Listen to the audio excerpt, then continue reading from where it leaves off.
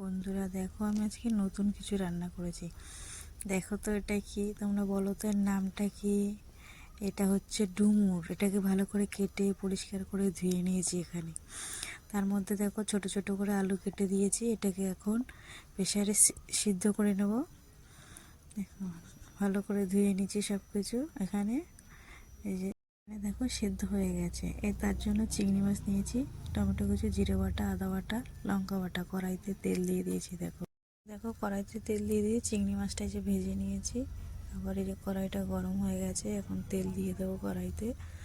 তেল দিয়ে এখানে তেলটা গরম হয়ে গেছে, তেজপাতা ফোড়ন দিয়ে দিয়েছি, জিরে ফোড়ন দিয়ে দিয়েছি। যে এখানে দিয়ে দিচ্ছি টমেটো কুচি। টমেটো কুচি দিয়ে দিয়েছি। এবার দিয়ে দেবো স্বাদ মতন লবণ। এখানে এই দেখো লবণ দিয়ে দিয়েছি।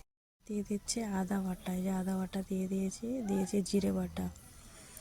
এবার দিয়ে দিচ্ছি লঙ্কা বাটা। দেখো এবার দিচ্ছি ধনে গুঁড়ো, হলুদ গুঁড়ো দিয়ে দিয়েছি। এবার মশলাটাকে ভালো করে কষাতে থাকবো কিছুক্ষণ। এই দেখো মশলাটা কষানো হয়ে গেছে। সিদ্ধ করে রাখা ডুমুরটা দিয়ে দিয়েছি। দেখো দিয়ে ভালো করে নাড়তে থাকবো এখন।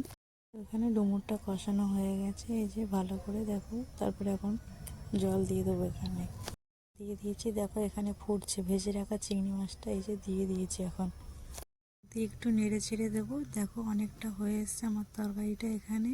এবার গুঁড়ো গরম মশলা দিয়ে দেবো। এই যে গুঁড়ো গরম মশলা দিয়ে দিয়েছি। দেখো আমার তরকারিটা কমপ্লিট হয়ে গেছে। কে কে ডুমুর খেতে পছন্দ করো আমাকে একটু কমেন্টে জানিও। কি দারুণ লাগছে। পছন্দ করো আমাকে একটু জানাবে, ঠিক আছে।